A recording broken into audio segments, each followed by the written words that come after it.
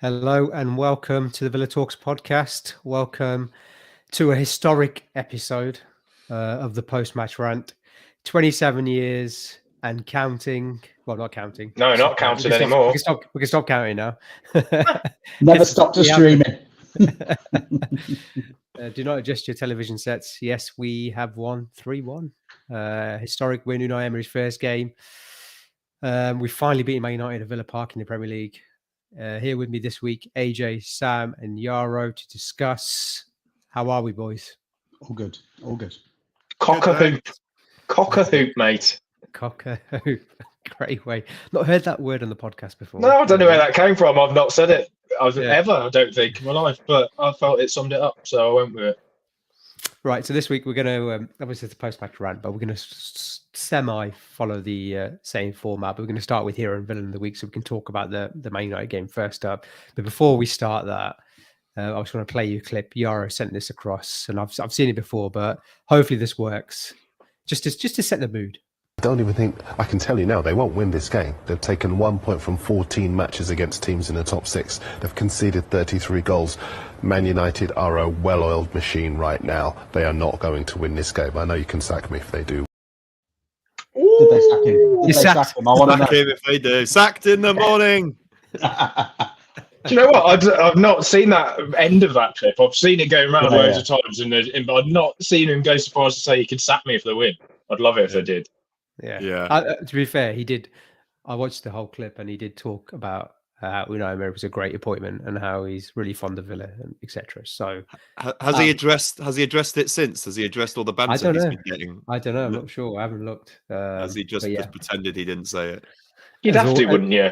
You'd just embrace it, surely. Like, you go, "Oh, I made a mug of myself." Yeah, like rather than just going completely silent on it. Well, whilst the pod is going on, maybe I'll have a look and see what we've got. A few tweets and stuff that we're going to share as well. But let's start with hero and villain of the week.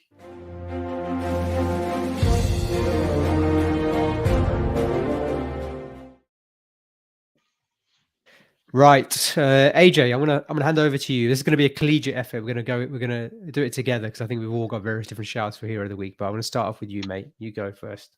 Well, I've gone for the obvious one, which is Unai Emery. He's absolutely got to be hero of the week. He's come in. He's had 3 days training with the squad. He's done something we haven't done in 27 years, and it wasn't even like a streaky, fluky win. Maybe three goals flattered us a little bit. You know, if you want to be the boring stats man, which is my job, and look at the XG and all of that. But they were all great finishes, so it didn't really. And we were comfortable. You know, we had the Olays out at one point, and there was obviously a bit of me going, have you ever seen this fixture before? Can we stop doing that? But at the same time, I didn't feel the normal nerves that I would feel in that situation against United. We were stroking it around. We were keeping the ball. You know, all of the things we've complained about for pretty much 12 months under Gerrard around the structure, all of that. In 3 days, he's turned that around, and that doesn't mean we're gonna win every game from here. I'm still realistic about it. I still think what I said earlier in the week or last week, whatever it was, about where I think we'll finish. Still stand by that. I think we'll be sort of lower mid-table probably, and there'll be hiccups along the way. But bloody hell, what a performance. What a coaching performance to deliver that victory in such a comfortable way in such a short space of time. And then the other bit, the amount of times we've complained about Gerrard's interviews and his lack of humility and all of that sort of stuff. Again, Emery was the complete opposite. Like total human. It's a privilege for me to be here. I'm really excited. Praise the players. I've got nothing but belief in the players, but still said, but there's more to come. So giving the players a little nudge, but not like calling them a bunch of useless shithouses who aren't good enough to play in the division or whatever. Which obviously I'm paraphrasing Stevie a little bit there, but only a bit. Only a bit. So, yeah, I just think, I know you guys have got a couple of other honourable mentions for Hero of the Week, but there is absolutely no doubt that Unai Emery has to win it. Yeah, I think I don't know if you talk about it on WhatsApp, but Neil Cutler's podcast appearance on Ben Foster's pod, and Very good. there was a bit there about Emery Martinez was sort of talking to Cutler in the week leading up to the game and around how they were going to set up against Man United, and we sort of saw it, didn't we? He's got a good record against Man United. Obviously, beat them in the final, and there's stories about him watching 17 games of Man United in a row, and obviously trying to get the lay of the land on them, but playing with that sort of box midfield, that sort of narrow four, but with the split strikers, and just trying to use the pace of Watkins and Bailey against Martinez and Shaw and just I can't remember who the centre back was now. Who was it? It was Lindelof. Yeah, sorry. Yeah, and use the pace, and it worked a treat. And obviously, it was nice to see some actual tactics. For once, wasn't it? And a strategy, and goes against the story that we saw on Twitter. I don't know if you saw Sunsport. We did. We shared it on WhatsApp that the players only found out the morning of what our tactics were. In reality, they only found out that our team was who our team was at 11:30 rather than the actual tactics. I'm sure they were working on the actual game plan for the whole week. Even if they'd found out on the morning what the tactics were, it still would have been better than Jaro's. At least there were some tactics. Yeah, exactly. True. But yeah, I think it's a fair shout and probably going to be the shout. But it'll be interesting to hear what you guys think as well. Any other shouts for Hero of the Week? Well, can I just say about Emery is that it really reminds me of when Martin O'Neill took over. Because when Martin O'Neill took over, obviously we'd all fallen drastically out of love with David O'Leary, and every week he'd sort of say, these are essentially talking the team down. We need some help here. The players aren't good enough, etc., etc. And then O'Neill took over, and obviously, he played Arsenal, and they were at the time, obviously, they were top team, and people sort of said, "Oh, well, you've inherited this squad from David O'Leary. It's not very good, is it?" Because David O'Leary kept telling us it wasn't very good. And O'Neill said, well, Arsenal have got some good players, but we've got some top players as well. And we've been working on a plan to beat them all week in training. You just think, that's all you need to say, Martin. That's it. It's such a refreshing change. And I think we're all feeling refreshed, which is lovely. Can I just mention one thing that's a refreshing change is that Sam's just talked about David O'Leary and Martin O'Neill and not tried to do an accent for either of them. So I think that's also progress. So I sigh of relief from this for me, really. I think. I generally what's Sam bringing to the table then? What's he bringing? Well, listen, doing managers' accents now with Emery in charge. I've decided I'm retiring it. Yeah, good. I like it. Any of the shouts? Jaro? Well, just on Emery, I just want to, the thing about not the humility factor. I don't know if you noticed, but straight down the tunnel as soon as the full-time whistle went, no sort of reveling in the adulation of the fans or anything. I was there in the Trinity trying to spot him, going, "Where's Emery?" Thinking he was going to do a big round of applause to the Holt, but no, he was gone. Let the players have the limelight. I like that a lot. In terms of other shouts for Hero, Emery Martinez for arranging the attacking wall for Digne's free kick. At the time, I was, screaming at him, going, "What are you doing, Emmy? Get back in your goal! Get back in your goal, Emmy!" All I saw was a disaster where it hit the wall, rolled out, and then they punted it from the halfway line into our net. But no, it seemed like if you saw that video that the fan took, I've got it. Should I put it on? Yeah, go for it. Sure. Let's have a look. Can you see that? Yeah. Yeah. Let's have a look then. Hopefully this works. So you can see Emery Martinez there lining up, and again Cutler on the Ben Foster podcast. Big cuts. It took me a few watches to realize what is actually going on, but he's going, "What is De Gea's view? What is De Gea's view? How can I block De Gea's view?" So he's just shifting them a little bit. Yes, you blocked his view perfectly. I mean, whether De Gea would have got to that anyway, I'm not convinced. Look at Morgan Sanson there. Oh, absolutely loving it. Well, actually, he was my third suggestion for Hero, the very minor Hero of the Week, just for the patience he's shown up until that moment where he got his 2 or 3 minutes and showed some nice touches. And there was that one, wasn't there, where there was like 3 players around him and he's done a little turn and then kept possession and played. Oh yeah, that was good. I love that. Omar, you were mentioning about Cuts' podcast with Ben Foster when he talks about Emery. I think that's really interesting. I think you were just going to mention that. Yeah. And Jaro picked up on it. It was exactly that, because I was the same. I was thinking, is he taking credit for something he hasn't done? But it was what Jaro said. He was trying to see what De Gea was seeing so he could block. And the blockers, Mings, and I can't remember who the other player was, to make sure they could block the ball. But he mentioned in that pod was the interesting thing was around the wall. So I think everyone noticed that the wall seemed to be quite a bit back, maybe even 12, 13 yards, maybe even more. There was that Man U fan that noticed that, wasn't there? Yeah. It was moaning by the referee. We'll come on to that in a second. Shouldn't have been a goal. Maybe you'll get villain of the week. But Cuts was mentioning that Austin McPhee. So after the Forest game, Gerrard and Austin McPhee had not a falling out, but had a bit of an altercation where Gerrard was like, what the hell? Why are we working on these in training, and all the players are hitting top bins, and then when it comes to the match, they're hitting the wall every time. And Austin McPhee went away and was like, yeah, I don't know what's going on. How can they be so good? We're working on this. And apparently Austin McPhee's like so detailed, so intelligent. He has he's an analytical man that works with him as well. And they go into so much detail. And he actually, Austin McPhee went through all the games, not just the Villa games and other games, and looked at the average distance between the wall and the ball. And it was probably about 6-7 yards rather than 10 yards. So he went to all the referees and went to probably PGOL. I don't know who he went to, but basically put some pressure on and said, look, this isn't good enough, showed the evidence. And apparently from now on going forward, I think you saw with Ronaldo's free kick as well, similar kind of thing where the wall was quite back. I think you'll see the full 10 yards, if not more. Apparently on average, the referee not only does a 0.8 yards per stride rather than 1 yard per stride, but also never does the full 10, probably does like 8 or 9. So, you could do the maths there. So it's probably 6-7 yards. But yeah, quite the other thing interesting. Podcast, which I thought was really interesting, was that Emery Martinez, they made him vice captain, and he just thinks that he's got to have this bigger character around the training ground and start getting involved in more and more things. And then that stepped up even further when they made him captain. To the extent where he's probably choosing the condiments in Bodymore Heath now in the canteen.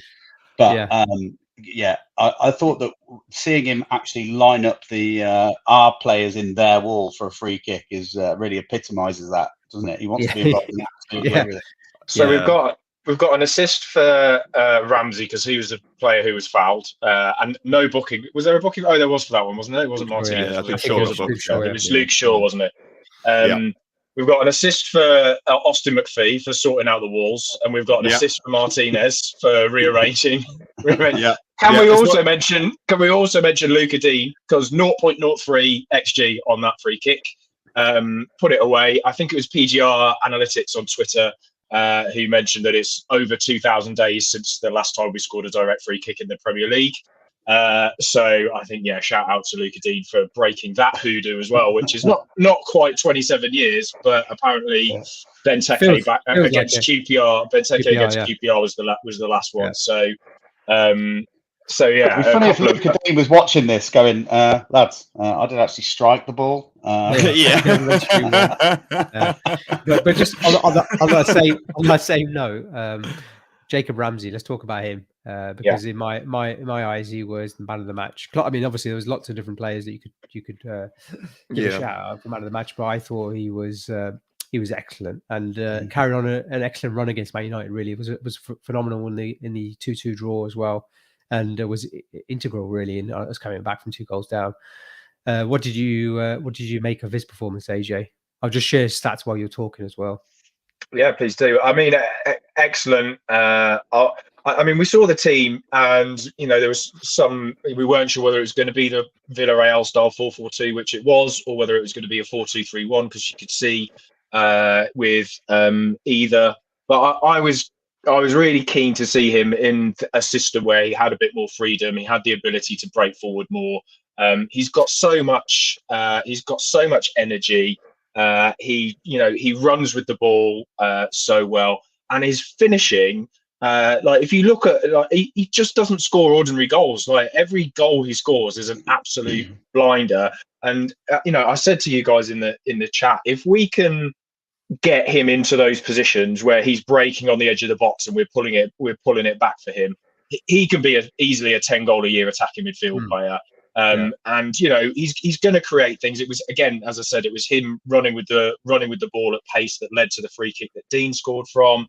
I think, you know, defensively, he's probably still got some work to do to get to that really elite level of midfield players. But you know, there's no better coach than Emery to bring that out of him. But just, yeah, all-rounded performance. And when you think about again, under Gerrard, he was one of the, after McGinn, he was probably the next on the list that people would say, look, it's not working for him. He needs to be out of the team. And you know, I don't think any of us were disappointed when Danks dropped him to go 4-2-3-1. But play him in the right role, give him enough protection that, you know, his primary role is to drive forward and create things in the final third. And I think we'll just see more and more of these types of performances from him. Do you think? You know, again, I don't want to keep going back to that couple of podcasts, but it's really interesting insights. He mentioned there about Ramsey and how it's been difficult for him because he's not really cemented a position. Because he is a bit like Bellingham, I suppose. He can play anywhere. He's got, you know, he's got all-round package in terms of his abilities, but he hasn't sort of fixed a position and honed down exactly what his best position is, and he's suffered because of that. Where do you see him under Unai Emery? Given you know, Unai Emery is probably not, is very likely to tinker and change tactics and change formation, not game by game, but certainly more often than other managers we've seen at Villa previously. Yeah, it's a good question, isn't it? Because when we all saw the lineup, I think most of us thought that Ramsey would be lining up down the left in a 3, maybe. And so when we did that kind of 4-4-2, out of possession, it was a 4-4-2 with Ramsey playing down the right. I thought it worked well because when we had the ball, he was narrower, and narrower when Kashi was overlapping him. But when Kashi wasn't overlapping, Bailey was splitting and they were going 2 for 1 on Shaw. And I thought that worked really well. And the best thing, though, you know, you can talk a lot about formations and stuff. And I see him as a sort of Lampard style player, you know, box to box, driving forward with the ball, arriving late into the box. I think his finishing is every bit as good as Lampard's was. We think about the chances Lampard used to get in that Chelsea team. You know, you'd fancy Ramsey to be putting them away. But yeah, what I really liked about his performance was the way that it was high energy. He was pressing high really well, but also what you might not always associate with him is he was really good on the half turn. Did you notice that? He was picking the ball up in the pocket all the time, really quick on the half turn, and his economy with the ball was excellent. And that not just because he was playing simple, he was looking for Bailey. Bailey was running beyond Shaw. My only slight gripe was that we didn't get Shaw sent off because with that early yellow, I was just thinking every time either Ramsey or Bailey got it wide, just run at him. It'll bring you down. But anyway, that's a little bit of a digression. I see him as a box-to-box midfielder. I don't really fancy him as a winger. And like AJ said, I think that if we can get the best out of him, then he's going to make a massive contribution in terms of goals. Talking of contribution, obviously Leon Bailey is another player, Jaro, that contributed significantly to that victory, and the first goal sort of epitomised that. Ollie Watkins finding the ball on the right hand side. Again, those sort of split strikers, they were sort of all over the shop, weren't they? Really pulling the defenders apart. Linda follows him. Great ball into Ramsey, and then Ramsey finds Bailey for a finish. What did you make of that first goal? Yeah, it was lovely. Yeah. Am I the only one, by the way, who hasn't heard this term "split strikers" before? Yeah, I've not heard it. I've not heard it till. I have heard the term, but you've only just figured out double pivot, haven't you? I've never heard it used so often. Yeah. I imagine you can figure out what it means, though, mate. It's fairly self-explanatory, isn't it? Well, yeah. No, it's just suddenly I've just heard this phrase over and over, and it's just not something I'm familiar with. But yeah, no, the goal was great. Lovely work from Watkins. I mean, I said to Sam during the game that Watkins was sort of vindicating both of our stances on him, in that he was doing all of the away from goal work brilliantly, all the build-up play brilliantly, but really looked like our least goal threat out of that front. The front players. But yeah, Bailey, I think it's worth saying, Bailey, along with Konsa and Martinez are 3 players that I've been super critical of in the Gerrard era. Not necessarily blaming them, but very much noting that their form has taken a massive dip. All three, I thought, looked like their old self. Well, in terms of Martinez and Konsa, their old selves. In terms of Bailey, a self that we haven't seen much of. We've seen glimpses of.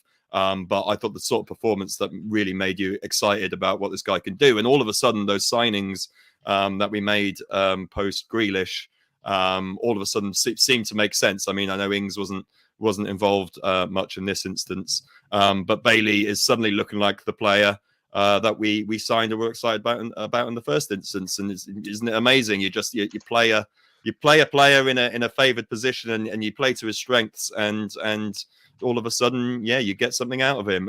Great finish as well. Great finish, a finish of a player, feeling confident, looking good. So, and his dad will be happy. Always good when his dad's happy. Great stat there. Didn't leave it there, by the way. Those 4 different managers. Yeah, all at the whole time, all in the different managers. Oh wow, that's a great stat. Omar, you're not going to put up your tweet a couple of weeks ago when you said they were shit. Yeah, I can. Yeah, he was shit though. He was in that game. He was terrible. He was terrible in that game. And but that was did your tweet say that Bailey overall is shit? No, I never said he was shit. I said he was playing shit. More goal contributions than any Villa player, 4 goals, 2 assists this season so far. So yeah, I knew. Well, I wonder if there's going to be. I wonder if there's going to be a bit of a clamour for everyone to get Bailey in their fantasy team because I think he might start. He was in my team and from the first week, and as soon as I take can you just flash up Z Gold's comment there, mate? Oh yeah, this one. United fan in the comments there. Did you want to see us come and win at Old Trafford? Did you not see us do that last season, mate? You're not paying attention. We already did that last year. So all right, he wants us to come. I think he wants to lose. Is that what he's saying? Yeah, he wants us to beat them. Because they've got fighting on too many fronts, aren't they? That's the problem with Man U at the moment. They're playing Thursday night in Europe, Thursday night this week in the League Cup. They're fighting on too many fronts. He just wants us to go there and beat them just to get their fixtures down. Just on Emery, before we move on to Villa and stuff, guys, I just wanted to call out 2 things, and I've got something to say about Konsa as well, who Jarek mentioned. Obviously, there's loads of stuff we can point to tactically that he did differently and better, and loads and loads of stuff. But there's just 2 particular, just little details that I really liked. One of the things I complained about as a kind of indicator of Gerrard's limitations was that he was trying to play out from the back, but there was no structure in place to make sure that there were always out balls available. Straight away, you could see that from the first 5 minutes, you could see that Emery had set up a structure that allowed us to do that. And what he was doing was he was using the keeper as a third player, essentially, the two centre halves receiving the ball or playing it into Martinez from goal kicks sometimes. Because of United's front 3, that meant Rashford, Ronaldo, and who was the third? Rashford, Ronaldo, and Gazpacho. Or Gazpacho, etc. All had to stay narrow and stay high. It's cold. Which meant, thanks. Which meant that there was always an out ball to the wide players, and then also Luiz or Dendoncker, or sometimes even Buendia, would also come deep and drag one of the other United midfield players out of the middle. So that meant when it went out wide, then there was also a progressive pass into the middle of the park because their central midfield players were dragged out of position. And that's exactly the sort of fairly straightforward structuring of a team that was completely missing under Gerrard, but allowed us to play out fairly comfortably against United. And we all know the issues with United's press, especially with Ronaldo in the team and all that. They're not the best pressers in the world. But nonetheless, I've never seen us so comfortable playing out from the back. And that was all about that structure that had been put in place, thinking about how do we drag them out of position and make sure we've got players in space. Then the other one that I wanted to call out was when we were out of possession, Dendoncker, who you'd think would be the one that was mostly sitting deepest, was often going really high and sitting on Casemiro or Ericsson, which meant the opposite for them. When they were trying to play out from the back, their out ball through their double pivot was massively limited and really prevented them from progressing the ball quickly into midfield. And then as soon as they were through that block, he would drop really quickly and get into the two banks of four, so that we weren't exposed behind as well. And just again, those just, not complicated, radical, tactical fluidity or anything, but just really clear instructions given to individual players around, look, this is what they're trying to do and this is how we prevent it. This is what we're trying to do and this is how we make it happen. And again, he's instilled all of that in 3 days, when we were kept being repeatedly told under Gerrard that we needed more time to see that sort of progression. And then just on Konsa, as I mentioned, even when he was in his best form, and we were talking about him knocking on the door of the England team, my question over him was always his ability to pass and progress the ball out of defence. Against United, that is the best I have seen him playing the ball. His pass completion was over 90%, which it often actually is, but that's normally because he's just shuttling it sideways to Mings inside him or Cash outside him. His progressive passing was as good as I have seen it. He progressed the ball over 200 yards, almost as much as Tyrone Mings, which when you think normally our route out is through Mings. And that will make a massive difference to us being able to play the ball out from the back if there's two centre-halves that can do that. Because, again, it makes it much harder for teams to defend against us. If they know it's always going to come out through Mings, then they can defend more easily against that than if it can come out through both players. And again, I think the structure really helps him, because when there's players available to pass to, it's much easier to progress the ball. So just those things that I just wanted to highlight before we moved on. We haven't mentioned Mings much either, and he had a good game, I thought. Yeah, excellent. Really was. Yeah. I thought also you mentioned there Dendoncker as well. Just wanted to share a tweet as well of the Aston Villa players who've played more than 90 minutes so far in the Premier League this season. No one has a higher pass completion rate than he under Dendoncker. Considering he's, he was signed by Gerrard, but he was a really bit part player. And we all barely played him at all, did he? Yeah, we all scratched our heads. Was he signed by Gerrard, or was he signed by Langer, etc., who knew Gerrard was on the way out? Yeah, true. It feels like it wasn't a Gerrard. The way Gerrard used him or didn't use him, makes it feel like it wasn't. But suddenly, we've got obviously Dendoncker and Louise, which seems to be working as a two, although obviously didn't work against Newcastle. But there seems to be a relationship there blossoming, and they seem to complement each other well. You got Kamara, obviously, who's come back, was on the subs bench, came on, and Morgan Sanson, who was frozen out, now celebrating our goals. And obviously we know he's a talented player as well. It does seem like we've got a bit more strength in depth in that midfield, which we're before 2 weeks ago, if you asked me, I would have been really, really worried about it. Well, it's amazing how big your squad is when like 5 or 6 of them aren't in a bomb squad that your manager has decided just to abandon them essentially. Players like, I mean, obviously Kamara coming back from injury helps as well. Yeah. But yeah, the treatment of Sanson, Dendoncker, and then the fact that we always had McGinn and Ramsey in these deeper roles that they're not suited to. I mean, interesting the substitution with McGinn coming on and essentially playing off the striker. A la Scotland. I thought that was an interesting. Was it a sign of things to come? I'm intrigued to see what happens with McGinn now. Yeah, and Konsa as well, bursting forward as well in the second half. Into the box. And it was weird. I don't know what we just quickly we'll go into Villa in the week. I'm conscious of time, but substitutions, tactical flexibility with in-game management. It was all there to see, wasn't it? Which was I thought it was great to see.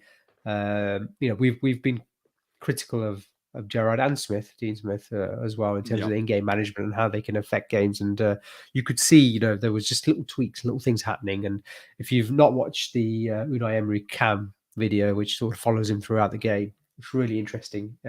Yes, you want an animated manager, but you want an animation with a purpose. And I think we could see the way he was managing the players on the pitch, where he was spotting, potential weaknesses, etc. He was trying to fix things as the game was going on. Sorry, and I thought that was really great to see.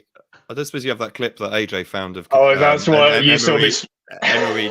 What was it? That No, I don't know. Yeah. Wasn't it? I don't know what that instruction was. The Bukaki tactic, whatever that is. What I do have is coming on to Villa in the week is this clip, which I'm going to share, and hopefully this works. Can you guess what it is? Is it the elbow times 3? It is the elbow times 3. Here we go. So you can see here, obviously, there's a little elbow there.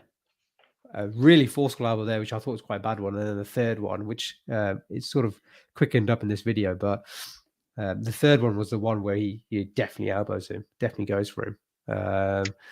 Yeah, it was. I mean, how is that not a red card? Really, it was the third one for me, because the other two, he's obviously had a little dig, but you could say the ball's in play. There's an argument, but the third one, the ball's gone. He swung his arm at him. Bailey's overreacted. I don't believe for a second he was as hurt as he made out there. But it's for it not even to be a booking, it is ridiculous. It is a clear foul. It's intentional violent conduct.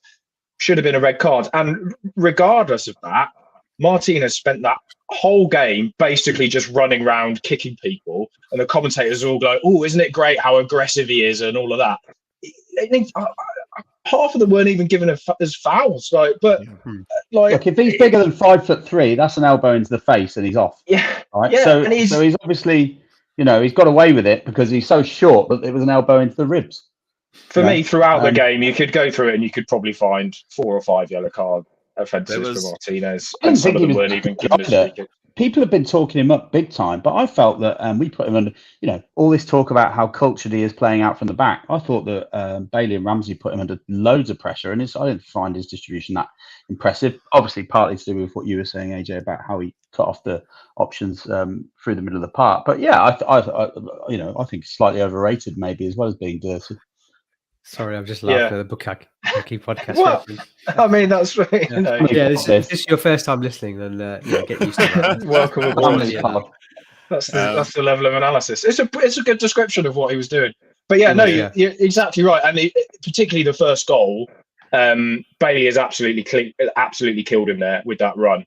I know Bailey's quick, but I would have been disappointed in my apparently elite centre half if he'd have been exposed. Like that. Villain of the week for me is Martinez. There's an argument that it should be the ref for not penalising any of those things, but I prefer to pick an opposition player who's. Sorry. I was just going to say, just on the ref, there was a 20-25 minute spell in the second half where it just felt like he was stubbornly refusing to give us a free kick. Just went over one after the other. That they all, maybe a couple were marginal, but some of them looked absolutely blatant. And then I think the climax of it was when he interrupted our counter attack with a very effective block. And I think at that point he went, all right, this is getting ridiculous now. And then McGinn came on, and McGinn won about 3 free kicks. So it seemed like McGinn was the kind of key to the ref's heart ultimately. McGinn's but it was, But it was. We had a Polish bloke in front of us in the stand, and he was brilliant because he was filming all of the game. So he obviously has a good account of it, a good record of the match. And he seemed to have 2 words in English. One was "fuck" and the other one was "you." And during that period of the match where the ref was just having an absolute stinker, this bloke was just giving him tons of invective, but 2-word invective, and it was just like every time these 2 words, and I was like, he's nailed it. He's nailed it. This bloke. To be fair, it could be Brummy, to be honest. That's most of the fans around me and the upper hole. He had a really distinct way of saying "fuck you," though. It was like "fuck you." Wasn't you, Jaro? Was it? It wasn't me. I did think that when Cole went, there was a weird Polish man that was just shouting abuse. I was like, weren't you there with Jarek? What's going on? Any other shouts of the week? Ronaldo, man. Yeah, Yeah, for Ronaldo. wrestling down Mings and then throwing a few hissy fits. Oh Yeah. I don't really know what happened with Tyrone there. It wasn't even clear from the replays. Yeah, it wasn't. Just But was a Ronaldo looked tangled one. guilty. Do you not think Ronaldo looked really guilty? Like he was, oh shit, I've done something here. I might get done here. But I couldn't see anything. But he looked like he'd done something. But He was the. I mean, it was a bit of a wrestle. I would say Ronaldo was the instigator of the wrestle, and particularly as it came to its end, I think Mings was really smart in terms of the way he made it very clear he wasn't doing anything. He was like, his body was completely relaxed and all of that, and it was Ronaldo that was pulling him to the ground and all of that. Mings very unlucky to get booked in that exchange. I think I don't think it was a red for Ronaldo either, but it was a yellow for Ronaldo and should have been nothing for Mings in my opinion. I think refs often give the 2 yellows when they don't really know what happened, and they just go, yeah yellow each, that'll do. It's good tactic though, I think, by Mings. Like, just keep hold of the player, because not maybe 3 times out of 10 the player lashes out and you get a red card. Just hold. You're not doing anything, are you? You're just holding them. You're not strangling. You're not going to get a red for that. Yeah, not going to get a red for that. I think this is not a bad tactic. But yeah, second half, I thought the substitutions killed the game off fairly well. There was one moment where who was it on the right? Was it Elanga? I think it might have been where he came on and there was a ball, a crossfield ball, and Martinez came out and sort of punched it and took him out at the same time. Ronaldo was straight away asking for a pen, but that's right. Never going to be given. But apart from that, really, it was weird for us to be so comfortable with, as soon as it goes 2-1, you're thinking, I think I tweeted, I messaged you guys. I was like, well, here that goes. There's my dream gone. And we scored the third goal. Excellent. United didn't have a shot. Didn't have a shot after the 73rd minute. United. Wow. There you go. Sam actually said brilliant. To us when United made a triple sub, Sam said, "This is the most underwhelming Manchester United triple sub that you've ever seen." And I was like, "Shut the fuck up," because they're going to win 4-3 now. Bring on though. They brought on it was Elanga, Martial, and Malacia.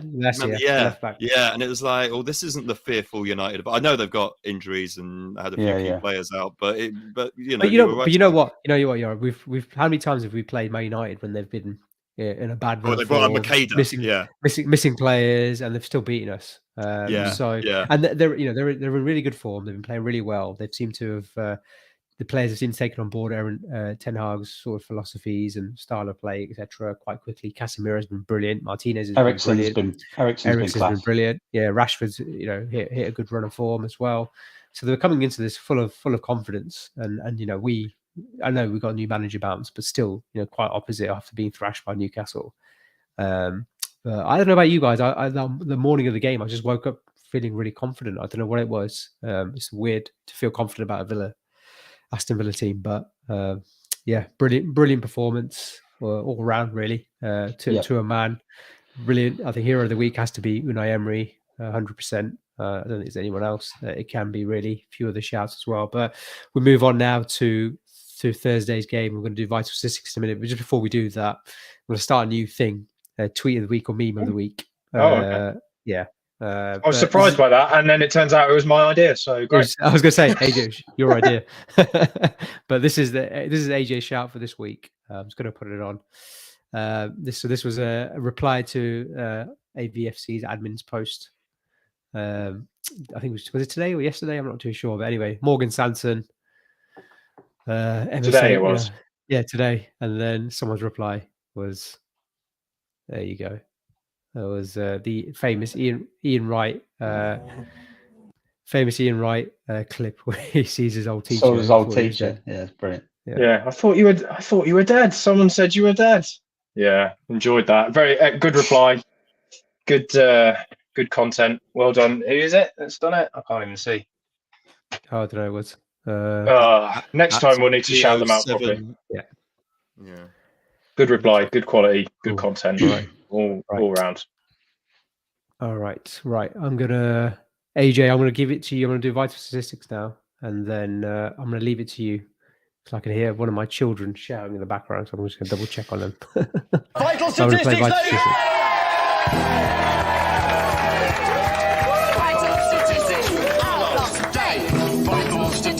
What will the stats say? Well, Right, I've not. AJ, on to you. I'll be back in a Yeah. second. All right. Thanks. I mean, I've not really got many stats because it's United again, and we did them all. We did them all last week. But the one thing I did want to highlight is having beaten them this week, we now only need to win the next 52 games on the trot to have an all-time winning record against United. So Great. So I see you in fancy 25 years, mate. I fancy us to do it. What do you reckon? 52 yeah. on the bounce? Well, yeah, maybe not that. But I do fancy us to win on Thursday. And as I pointed out earlier, AJ, we do have a winning record against them in the League Cup. We do. Four wins, 1 draw, and 2 losses. I assume the draw, I don't know if that went to extra time. It was in 1970. So no, it would have been replay. They just yes, of course. The win came after the replay. Yeah, sorry. Yeah, replayed endlessly in the 70s, didn't they? Like even the finals used to have replays in those days. Yeah. But yeah, I mean, I think there's a good chance of us doing them on Thursday. He loves a cup, doesn't he? Unai loves a cup. I think we'll go there on Thursday full of confidence. It's going to be a tough ask, but we're going to have 7,500 Villa fans cheering them on. I think we can go there and win. If we go there and win, you have to feel our names on the trophy, don't you? It's a bit early for that. No, it's not. He's a cup specialist. We'll turn over United at Old Trafford, and then that's it. We're all going to have a fantastic day out at Wembley. I'm really looking forward to it.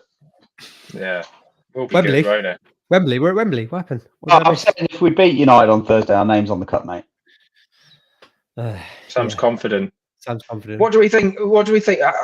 Is he going to go full strength? Do you think? We've got the World Cup. We've got the World Cup break coming up. Do you think Sanson will get a look in? Do you think Kamara will start? What do we think the team's going to look like? I think he'll tweak it just because he will want to keep them on their toes. I just don't think that he'll want to play exactly the same way. I'm not sure if Sanson will get a run. I think that Kamara may well. Maybe Danny Ings, perhaps. Potentially, yeah.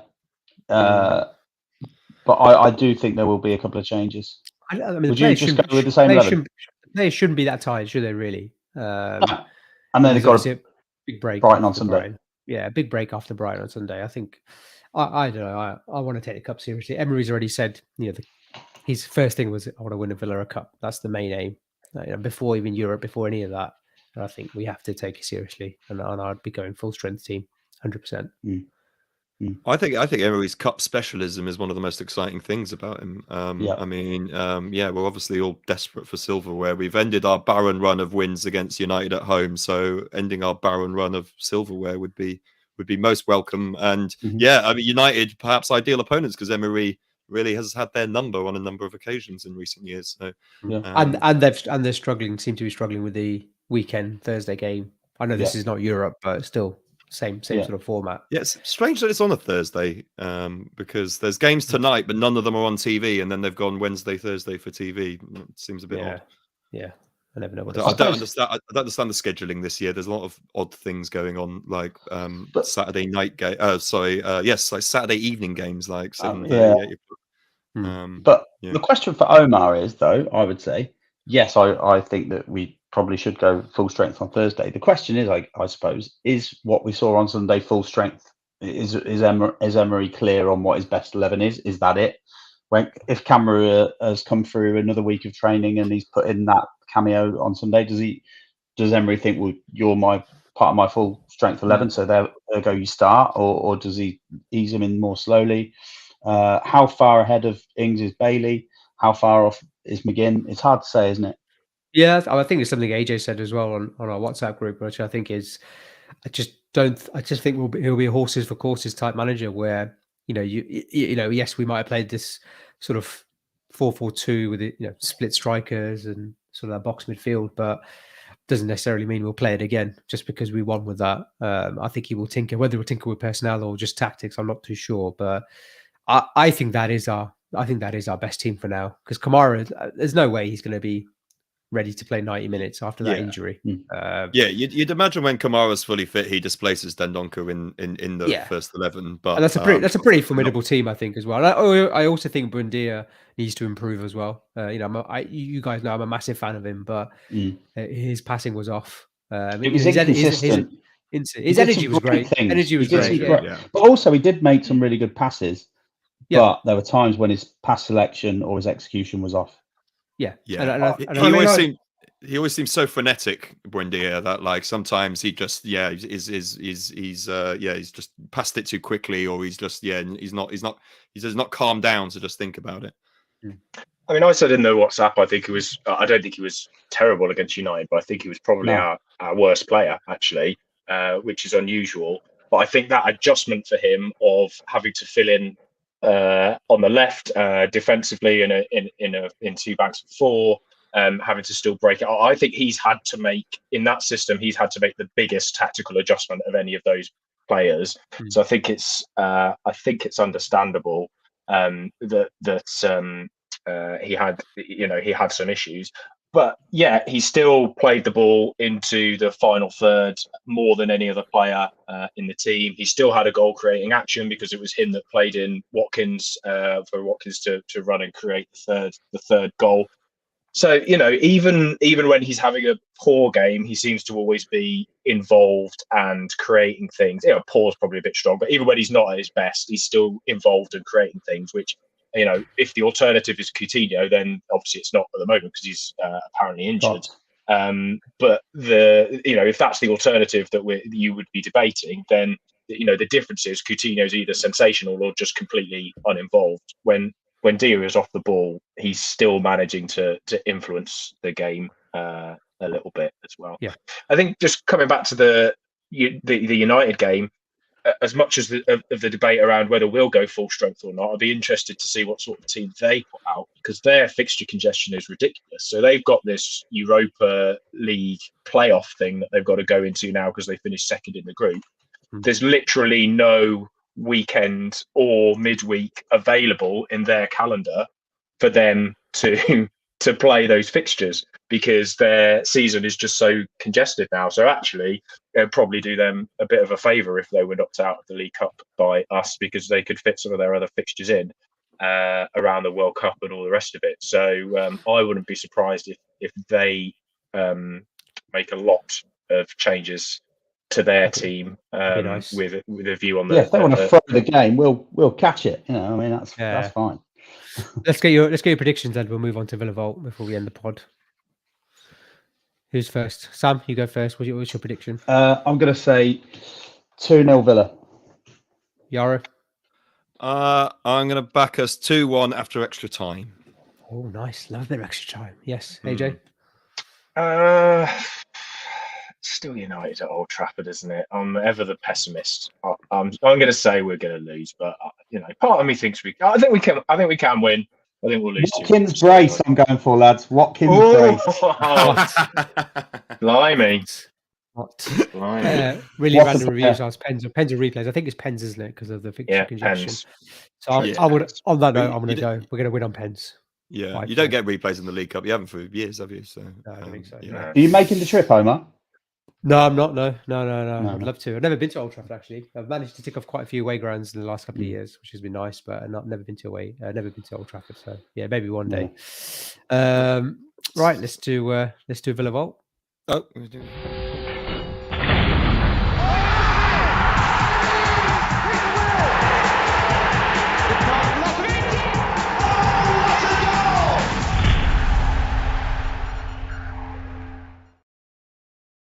You're pretty surprised there, Jaro.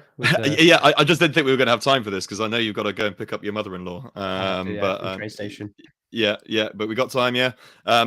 Okay. So we are going. So I was looking at those League Cup fixtures. I picked one of the winning ones. If we discount I figured 70s might be a bit challenging. So we're going to go for 13th of October. The last time we beat them in the League Cup, 13th of October, 1999. 3-0 victory. What can anyone remember the game in any way? Remember it well. Yeah. Man United played quite a weakened team. Played a lot of the youngsters. They certainly did. If you want to die and guess the United team, I think we might be here a while. There is Luke Chadwick was playing, wasn't he? Luke Chadwick was indeed playing. There's a Gibraltar international in there. Quinton Fortune played, did he? No, Quinton Fortune. Higginbottom. Yes, Higginbottom is the Gibraltar international. There's one player in the United lineup that has a strong Villa link. Oh God, who would have been back then? Ronnie Johnson, did he play? Ronnie Johnson. It was not Ronnie Johnson. Bearing in mind, this is a player who was perhaps out of favour at United, hence why he's playing in the weakened team. Jemba. No. That would have been way before, actually. Sorry. Villa legend, United flop. Villa legend, United flop. Anyone I could. Well, oh my God, Bosnich? It's too late for him. Then Levy's got it. It's Bosnich. Bosnich. Fair play. Bosnich was in goal for United on that day, letting in the 3. Other names in there include Michael Clegg, Jonathan Greening, Ronnie Warwick, Michael Twiss. Solskjaer was up front. Jordi Cruyff was playing as well. Harold Poborski, was he around? No, he would have been. No Poborski. John O'Shea is in there. And I think I've said them all now. Subs David Healy and Richie Wellens. So Villa. Can you remember the scorers? Ian Taylor. Ian Taylor got the second. Ian Taylor got the second. Joachim? No. Dublin? Yeah, Joachim got the first after 18 minutes. Dublin didn't score, but he did play. I'm gonna go Alan Thompson. Oh, Alan Thompson was in the lineup, but he didn't get the third goal. It was a gamble because he never. We used to sing for him every free kick. No, he never scored, did he? Never scored. Lee Hendry. Hendry, no, but he did play. So yeah, that's another one. It is a midfielder who got the goal. He was actually a sub. He came on for Alan Thompson and scored in the dying minutes to wrap up the game. Boateng? No, but Boateng did play. Oh God, who else? Not Hendry, not Boateng, not Taylor, not Merce. Mercer. No, Merce. Not Merce. No, Merce wasn't involved. Trying to think who else. Which other midfielders do we have then? So this is England international in the Euro 96 squad. Steve Stone. Stone got the third goal. Beat me to it. Came on for Alan Thompson. So you've got the midfield of Boateng, Hendry, Taylor, Thompson. You've got Dublin and Joachim. So who's your keeper and who's your back 4? Enkelman in goal. Enkelman, yes, great shout. Yeah, I was surprised that he was. Echiog, yep. Delaney, yep. Southgate. No Southgate. I think Barry. Gareth Barry, yep. And you're just missing one. Now this one's... Was Staunton with us still at that point? No. Not Staunton. I actually associate this player, I think, with the kit that Sam is playing now, because I think he was only with us for around that strike. Oh, Alpay Ozolan. No, not Alpay. Colin Calderwood is the answer. The Mower Man. Yeah. The Mower Man. Yeah, and you've just got 2 subs to get. Echiog went off at half time for this player. Oh, was he injured? I assume so. No Skimmiker. No matter how many times you say Skimmiker, he's not going to be in there. This is a player we signed from Newcastle. A player who could play across the back line. Steve Watson, utility man. Steve Watson. Steve Watson. And then just the final third sub. We only had 3 on the bench at the time, it seems. There's no unused subs. So this other sub came on for Joachim, 57 minutes. Any guesses? No. Vassell. There we go. Yeah. Yeah. No keeper on the bench. Apparently not, unless there are unused subs. Risky business. They might just. I reckon 11 just don't have the unused subs, to be honest. But yeah, there you go. Bit of a flashback to the Gregory era and a handsome League Cup victory. Wait, is this one we lost to Bolton in sort of the semi-finals? Is that the same season? No, that was 03. Yeah. I don't know what we went. I'm trying to think where we got to, because we got to the FA Cup final this year, didn't we? I think this is the year we got to the FA Cup final. Yeah. God, that was dreadful. The League Cup, not so sure about. I don't remember this game at all, and I would have been there because I was a season ticket holder in those days, and I went to that Chelsea Cup final, which was because the semi-finals apparently. We lost in the semi-finals apparently. Oh right. Yeah. Leicester in the semi. Yeah. Across the Oh, left. man, and they go. won it It's under all O'Neill, over it. didn't they? I think they won it under O'Neill that year. Elliot. They beat Tranmere Rovers 2-1 in the final. This was when Matt Elliott was like on them. He scored against us every game, and then he scored 2 goals in the final as well. Baldy fella. I remember Good that. player. Yeah. So on Nice. Thursday night, we're going to party like it's 1999 then, is that what we're saying? Yeah? There we We're go. gonna- There we're we gonna go. That smash was this one was at Villa Park, though, wasn't it? So Ah. It was. Yeah. Good one, Yaro. I enjoyed that. Yeah, nice. Stuff. Yeah, I mean, I've got zero recollection of the game myself. So No, I remember the game. I remember them being. Was this also the season where we played West Ham and they fielded an ineligible player? Yeah. That was in the League Cup, wasn't it? We lost the game and then we played them again and won 4-0 at Villa Park. Owen Inme or something like that. That was the player that. That's They it, bought on the him as Yimney. a sub. Emmanuel on the Yimney. They bought him as a sub, didn't he? Didn't they? I think. And he wasn't registered or something. Yeah. Nice. Well done. Well, thank you, boys, as ever. 27 years later, we finally done it. We finally beat Man United. Excellent to dissect that game with you guys. Please do subscribe and like this video. We're quite new to YouTube, so the more subscribers I got, the more motivation I have to carry on doing it. All the guys have to do it. So please do subscribe. Come on, mate. I'm being honest. I'm being really honest. What's wrong with that? Yeah, just bit of positive vibes. Come on, positive vibes only. That's rich from coming from you, mate. It was just ridiculous to lose in the League Cup. It's true. But no, positive. You're right. After my Leon Bailey shout, I've learned how to be positive. But yeah, thank you guys. If you're listening on audio only, then please do subscribe on whatever audio platform you're on. And we'll be back post the League Cup. Hopefully, we'll be through to the next round, and we'll be full of beans again. This is the only podcast you can get the Bukkake reference. Stop mentioning it. But yeah, thank you for listening. Thank you for watching, and yeah. Sorry, I'm gonna make myself laugh. Up the Villa. Up the Villa. Up the Villa.